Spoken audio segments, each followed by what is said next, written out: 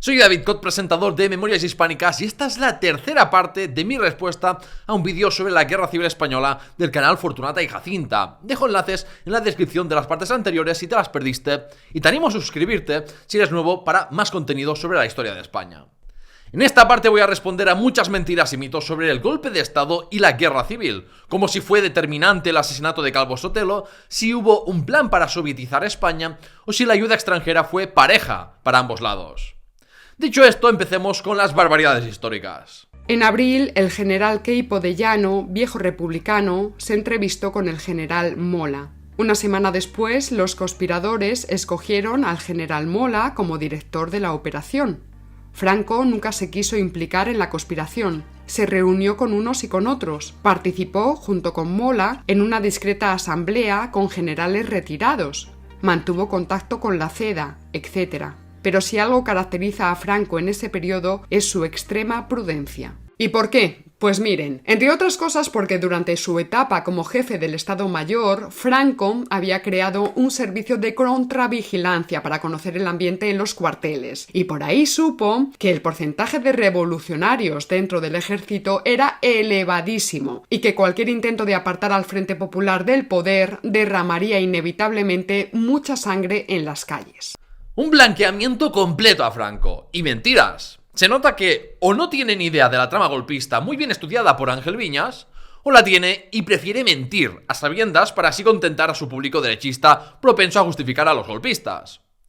Sabemos que Franco estuvo enterado de la trama golpista desde al menos 1934, y según la información proporcionada a la Dirección General de Seguridad por un militar de alto rango y espía con nombre en clave Manrique, Franco había expresado que solo en una situación desesperada el ejército podía lanzarse a dar un golpe de estado, y en tal caso expresó que él estaría dispuesto a encabezarlo. Esto demuestra la falsedad de quienes afirman que Franco no quiso rebelarse contra la República hasta mucho más adelante, y demuestra que ya tenía grandes ambiciones políticas. En febrero de 1936, ya vimos en el episodio anterior que fue el militar que más presionó al presidente del gobierno, Manuel Portela, y al director de la Guardia Civil para dar un golpe de estado blando, ignorando los resultados electorales para instaurar una dictadura. En marzo participó en una reunión con los más importantes generales golpistas, y en mayo recibió instrucciones de Emilio Mola, el director operativo de la trama golpista militar. También los preparativos para llevar el avión Dragon Rapid a Canarias y de ahí llevar a Franco a Marruecos se cerraron a principios de julio, y el avión hizo su primer despegue y escala el 11 de julio. Remarco estas fechas porque, aunque apuró bastante el expresar su adhesión firme, es falso que antes del asesinato de José Calvo Sotelo, el general Francisco Franco no estuviera ya decidido a participar en la sublevación del 18 de julio. Pero la efervescencia en las calles y la impotencia del gobierno todo parecía indicar que empujaba hacia un desenlace fatal. Solo faltaba una chispa, y la chispa llegó con el asesinato de Calvo Sotelo el 13 de julio de 1936 por parte de un comando de policías socialistas. No era un crimen cualquiera. Elementos policiales y paramilitares afines al gobierno habían matado a uno de los líderes de la oposición. Era, por tanto, un crimen de Estado. No, el asesinato de José Calvo Sotelo no fue un crimen de Estado. Tras el asesinato del teniente José del Castillo, compañeros suyos de la organización antifascista UNRWA quisieron venganza y fueron al Ministerio de Gobernación a reclamar la detención de líderes derechistas, pero fueron arrestados por hacer esa petición. Esto ya demuestra que no fue un crimen de Estado y que los asesinos actuaron por su propia cuenta. Gil Robles y Antonio Goicoechea tampoco creyeron que fuese un crimen de Estado. Y por cierto, a los primeros que quisieron matar, los guardias socialistas, eran a estos dos. Pero se salvaron porque no estaban en casa. O sea que Calvo Sotelo solo fue la tercera opción. Luego Paloma Hernández hace un blanqueamiento completo de la imagen de José Calvo Sotelo, que era un conspirador civil que se declaraba públicamente fascista y que cometió el delito de traición a conspirar con potencias extranjeras, concretamente la Italia fascista, con la que el 1 de julio de 1936 los monárquicos golpistas firmaron un contrato militar por valor de 464 millones de euros de 2024. También miente cuando afirma que la pasionaria lo amenazó de muerte, cuando eso no consta ni en el diario de sesiones ni en ningún periódico de la época. Es un bulo surgido mucho tiempo después. Efectivamente, los militares que aún dudaban sobre si debían actuar o no contra el Frente Popular, como le pasaba al propio Francisco Franco, terminaron convenciéndose de que no quedaba otra solución sino la sublevación. Así, los asesinos de Calvo Sotelo empujaron abiertamente al país a la guerra civil. Esto también es otro bulo. El asesinato de José Calvo Sotelo no fue el detonante del golpe de Estado. Pedro Sainz Rodríguez, uno de los conspiradores monárquicos alfonsinos más destacados junto a Calvo Sotelo y Goicoechea, afirmó en sus memorias que el 11 de julio ya se conocía la fecha de la sublevación según lo comunicado por el general Mola. El 13 de julio, Goicoechea informó a Mussolini de que el golpe se produciría el 18 de julio. Y en un recorte de prensa sin fecha, Emilio Mola dijo esto sobre si el asesinato de Calvo Sotelo influyó en el golpe. Cita: influyó en un sentido moral, venía a confirmar su necesidad, a dar una mayor urgencia y justificación al movimiento. Pero yo puedo asegurarle que la orden para que se levantara el ejército de África se había dado ya, concretamente 8 horas antes. Fin de la cita. ¿Te atreverás también a cuestionar las palabras de los propios golpistas? ¿Dirás que son unos rojos mentirosos? Los indecisos que se convencieron para unirse al golpe tras el asesinato de Calvo Sotelo no eran figuras relevantes, y Franco, como dije antes, ya se había adherido a la sublevación días antes. Quien sostenga que la guerra civil fue el resultado de la maldad de un grupo de militares fascistas que por pura iniquidad y depravación decidieron un día dar un golpe de estado porque se aburrían o algo por el estilo, pues sencillamente quien sostenga esto es porque es o un ignorante o un cómplice culpable. De verdad que hay que ser malvada para distorsionar la realidad así. Igual que está aceptado que la guerra civil rusa fue responsabilidad de los bolcheviques por su revolución, también debería estar universalmente aceptado que la culpa de la guerra de España fue de los golpistas de las derechas antidemocráticas y las potencias fascistas que los apoyaron. Objetivamente, los golpistas eran traidores, porque se levantaron contra la bandera y constitución a la que juraron lealtad y porque conspiraron con potencias extranjeras, algo considerado delito de traición ya desde los visigodos. Y yo añado que eran anti-españoles, porque les daba igual pisotear la voluntad mayoritaria de los españoles expresada en las urnas en febrero, y porque nadie, ni siquiera los franceses con Napoleón, fueron los responsables directos o indirectos de la muerte de más españoles que los sublevados y franquistas. Las derechas democráticas de hoy, si condenan a los golpistas y la dictadura, no son cómplices. Pero todos los que seguís justificando a los traidores os convertís por voluntad propia, ya sea por maldad o por ignorancia, en cómplices de todas las muertes y toda la destrucción que provocaron. El golpe de Estado y la guerra civil fueron fruto de la decisión de unos militares y dirigentes civiles de las derechas antiliberales con una visión muy estrecha de España, en la que solo aceptaban gobernar ellos. La Segunda República no estaba condenada al fracaso ni tenía que llevar a una guerra. Fue destruida por un golpe militar solo parcialmente exitoso y con el apoyo de unas potencias extranjeras fascistas, que al no triunfar en buena parte de España, llevó a una guerra. En el episodio ¿Quién tuvo la culpa de la guerra civil?, desmonto con datos y evidencias todas y cada una de las justificaciones empleadas por los sublevados y apologistas del franquismo. Dejo enlace abajo.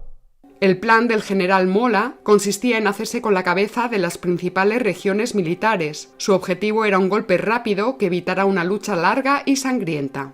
Que Mola no quisiera una lucha larga tiene lógica. Si se puede evitar un conflicto largo, se hace así. ¿Pero que no quiso sangre? Déjame citarte varias frases del monstruo y psicópata genocida que fue Emilio Mola.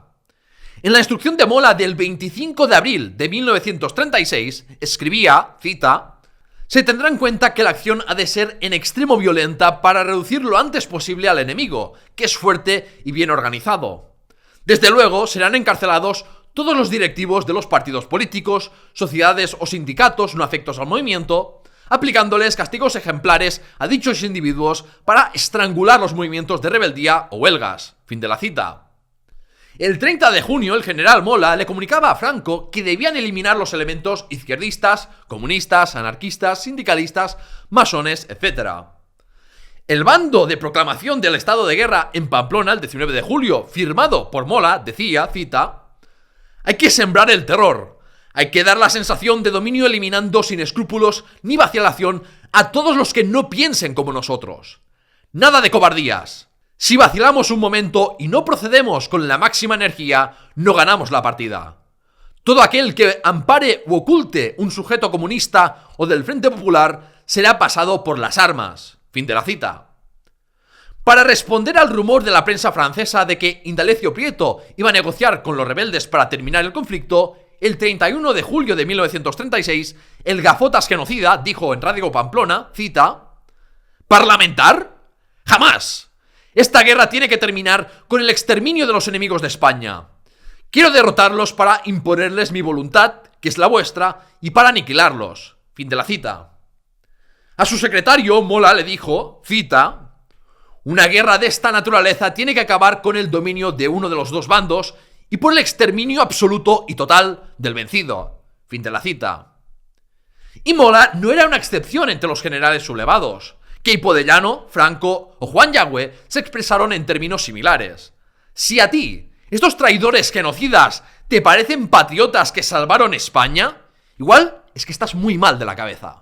Por su parte, Azaña, por entonces en la presidencia de la República, puso en el gobierno a José Giral, quien tomó la decisión de armar a las milicias socialistas, anarquistas y comunistas, quienes acto seguido organizaron sus propios centros de poder revolucionario. Menuda idea más maravillosa que tuvo el presidente del gobierno.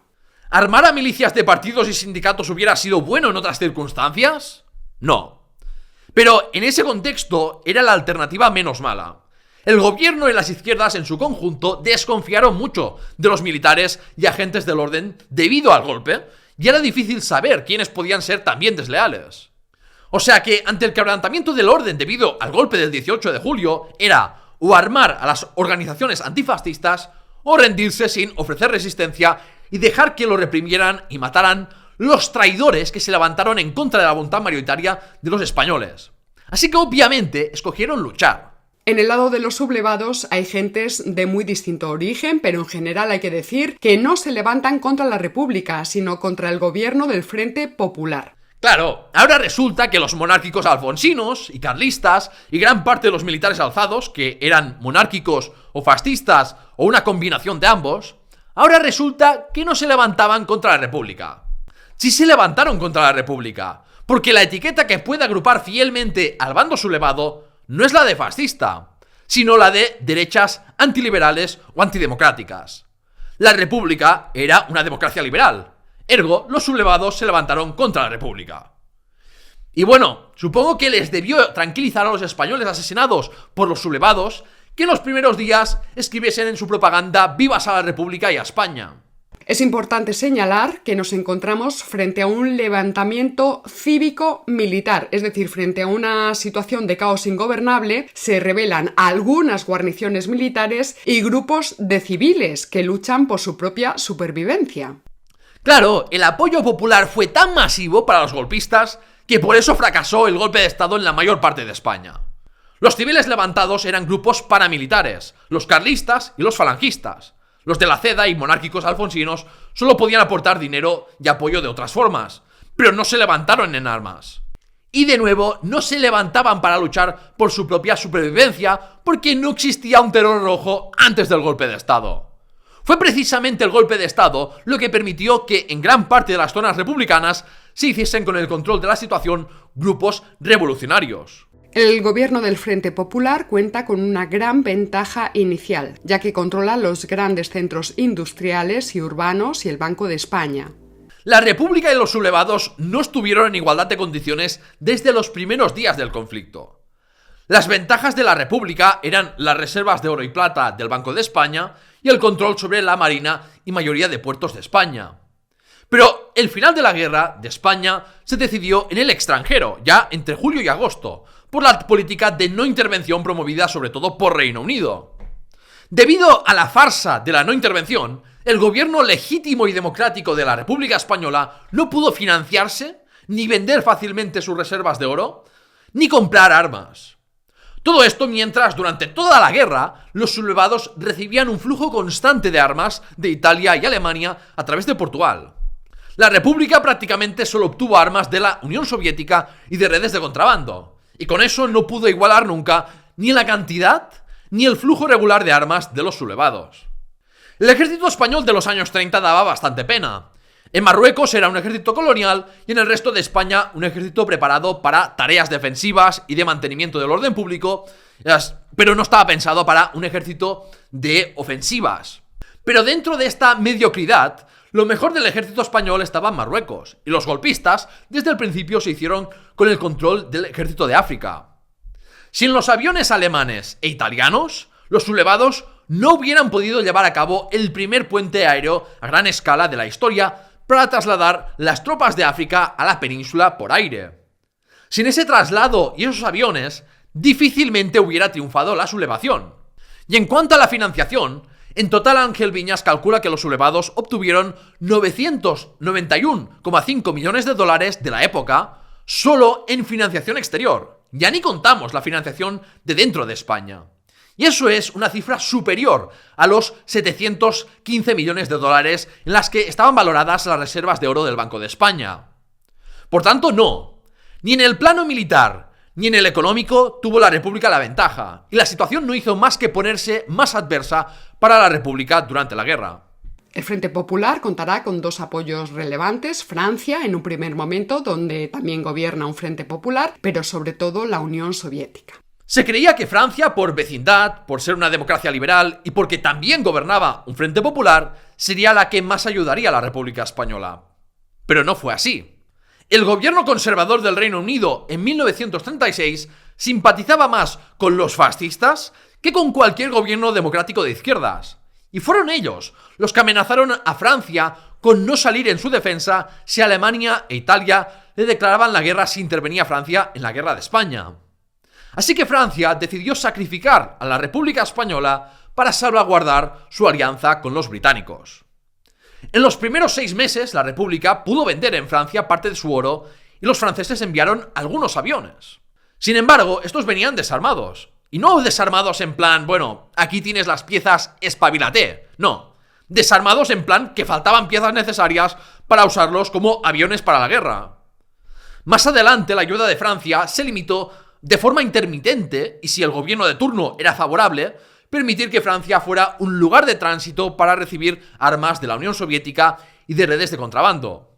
Es debido al pacto de no intervención que todas las democracias liberales dieron la espalda a la República. La dejaron abandonada a su suerte, mientras que las potencias fascistas ayudaban a los sublevados tanto como querían, sin sufrir consecuencias internacionales. Es por eso que el mayor aliado de la República terminó siendo la URSS. Esto ya lo hablé en más detalle en el Barbaridades Históricas 8, pero la Unión Soviética rechazó enviar armas a la República Española el 25 de julio. Y solo fue el 6 de septiembre, mes y medio después de estallar el golpe, que Stalin se decidió a intervenir a favor de la República, después de ver que Francia podía terminar rodeada de países fascistas y complicar así el equilibrio de poder en Europa en contra de los intereses soviéticos. Mientras tanto, los golpistas, desde los preparativos del golpe, tuvieron el apoyo de Italia y Portugal. Y el 25 de julio, Franco consiguió el apoyo de Hitler. Y el hecho de haber conseguido este apoyo fue importante para erigirse como el generalísimo de la sublevación tras la muerte de Sanjurjo. En cuanto a la España sublevada, que reivindica para sí el término nacional porque defiende la unidad política y territorial de España y sus tradiciones, agrupa a todos los sectores sociales y políticos excluidos del Frente Popular o bando gubernamental. Bueno, o dicho de otra forma, el bando que se autoproclamaba nacional excluía a más de la mitad de España. Porque no hay que olvidar que el Frente Popular ganó a contracorriente, limpiamente y por mayoría absoluta. Muy típico esto de que nacionalistas españoles excluían a más de la mitad de España en su definición, cuando encima fueron los sublevados los traidores antiespañoles que no respetaron la voluntad mayoritaria de los españoles, conspiraron con potencias extranjeras y se levantaron militares contra la bandera y constitución que juraron. Ya hemos dicho que el número total de víctimas del terror nacional durante la Guerra Civil era de unas 20.000 personas. Pues bien, el número total de víctimas del terror rojo durante la Guerra Civil alcanzará las 60.000 personas. Pero ¿tú de dónde sacas estas cifras? Porque están muy alejadas de las estimaciones recientes. El último estudio general de la violencia no bélica durante la Guerra Civil que tengo entre manos es el ofrecido por Violencia Roja y Azul de Francisco Espinosa, José Luis Ledesma y otros. Es un libro de 2010, o sea que a nivel provincial es probable que haya nuevas estimaciones. Pero las estimaciones de víctimas mortales de violencia en la retaguardia republicana hablan de unas 50.000 y del bando sublevado de unas 130.000. Una cifra extremadamente superior a la que tú has mencionado. Es decir, en muertos fuera de contextos estrictamente bélicos, los sublevados mataron a cerca del triple de personas que los frentepopulistas. La región con el mayor número de muertos no bélicos fue con mucha diferencia Andalucía, con más de 50.000 muertos, seguida de Castilla-La Mancha con unos 17.800 y unos 15.000 en Castilla y León. Para Moscú, la Guerra Civil Española era una prolongación de la Revolución Comunista Internacional. De verdad, hacer estas afirmaciones sin aportar pruebas que las sustenten es que debería ser perseguible legalmente, porque es que no paras de esparcir desinformación. Los archivos soviéticos han podido ser estudiados desde los años 90, y en ellos se demuestra que no hubo ningún plan para sovietizar España. Cuando llegaron las noticias del golpe de Estado de España, en Moscú no estuvieron contentos, porque podía hacer peligrar su estrategia de aliarse con Francia y Reino Unido para contener a Alemania. Al proponerse la no intervención, los soviéticos estuvieron entusiasmados, pensando que así se evitaría una escalada de tensiones y que los golpistas no recibirían ayuda exterior. Fue solo al verse que Alemania, Italia y Portugal incumplían sistemáticamente la no intervención que Stalin decidió el 6 de septiembre intervenir en España y aprobó la operación el día 14. La intervención soviética respondía a sus intereses geoestratégicos en vistas a una posible guerra europea, no a un intento de propagar el comunismo. La ayuda soviética siempre tuvo un límite, y era no cabrear a los británicos para mantener su alianza con ellos. Si realmente hubieran intentado convertir la República Española en un estado satélite soviético, habrían intervenido con muchas más ganas. Pero es que las fuentes de archivo son muy concluyentes. Antes de la guerra, la Internacional Comunista enviaba estas órdenes al Partido Comunista Español el 9 de abril de 1936. Cita: en todas las actividades del partido que realicéis, se debe resaltar que la creación del poder soviético no está en el orden del día, sino que por el momento es solamente cuestión de establecer un Estado democrático que haga posible ejercer una barrera contra el avance del fascismo y la contrarrevolución, y para fortalecer en general las posiciones del proletariado y sus aliados. Fin de la cita. El 24 de julio, ya con el golpe en marcha, la Internacional Comunista comunicaba a los comunistas españoles que debían defender la República, mantener la unidad del Frente Popular y liquidar los elementos contrarrevolucionarios. Prohibían expresamente la creación de soviets y la instauración de una dictadura del proletariado. El 12 de junio de 1937, Manuel Azaña notaba esto en su diario tras su entrevista con Marcelino Pascua, embajador español en la URSS. Cita: terminantemente, Stalin le reitera que aquí en Moscú no persiguen ningún propósito político especial. España, según ellos, no está propicia al comunismo, ni preparada para adoptarlo, y menos para imponérselo. Ni aunque lo adoptara o se lo impusieran, podría durar, rodeado de países de régimen burgués, hostiles. Fin de la cita. Por tanto, es falso que hubiera un plan para sovietizar España e imponer una dictadura del proletariado, tanto antes como después del golpe del 18 de julio. En total, la participación italiana sumará cerca de 50.000 soldados. La participación extranjera fue muy pareja en ambos bandos. Y estas dos últimas afirmaciones con las que cierro el episodio son de nuevo información errónea y mentiras para variar. Desde ya hace años que se conoce por los archivos italianos el número exacto de participantes, unos 79.000. Es una mentira insultante eso de que la participación extranjera fuera muy pareja en ambos bandos. Tanto en armamento y financiación proporcionada por países y entidades extranjeras, como en soldados extranjeros, la situación fue muy desigual, a favor de los golpistas traidores. Al bando republicano se unieron unos 35.000 brigadistas internacionales de numerosas nacionalidades, y entre 2.000 y 4.000 soviéticos, buena parte de los cuales fueron solo asesores militares y personal de inteligencia que nunca participó en combates. En el bando sublevado participaron 79.000 italianos, 78.500 marroquíes, 19.000 alemanes, 10.000 portugueses, 700 irlandeses y 500 franceses de extrema derecha católica, y además un número indeterminado de elementos de extrema derecha de otras nacionalidades, como rusos del bando blanco, británicos, romanos, cubanos o griegos. Es decir, entre 37 y 39.000 extranjeros apoyaron al bando republicano y más de 187.000 apoyaron a los sublevados.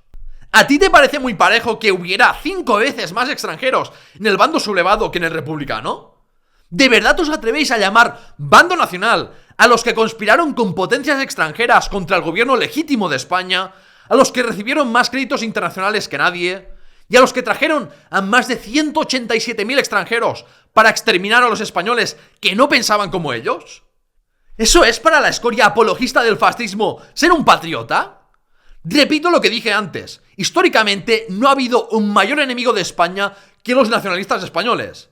Ni los franceses, ni los británicos, ni los separatistas catalanes y vascos provocaron la muerte de tantos españoles, ni tanta ruina como los nacionalistas españoles de derechas. Si justificas y blanqueas a los golpistas de las derechas antiliberales apoyados por países fascistas, te conviertes en cómplice de la barbarie y de la mentira, y mereces toda la mierda y todas las críticas que te caigan encima por pisotear así la memoria de las víctimas. En fin, han sido muchas barbaridades históricas a las que responder en estos 3 episodios, pero por fin termina esta tortura, porque es que mira que se me hizo cuesta arriba escuchar tantas mentiras del vídeo de Fortunata y Jacinta. No espero que me responda a estos episodios porque es que no podría evitar quedar aún más en ridículo ante la contundencia de las pruebas en contra de todo su relato apologista de los golpistas.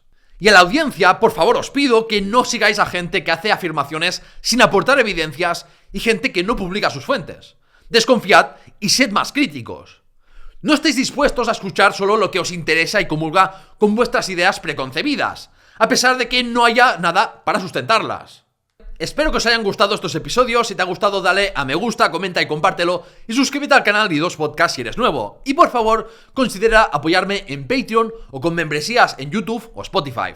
Tienes varios enlaces de interés en la descripción del episodio. Gracias por escucharme y ¡hasta la próxima!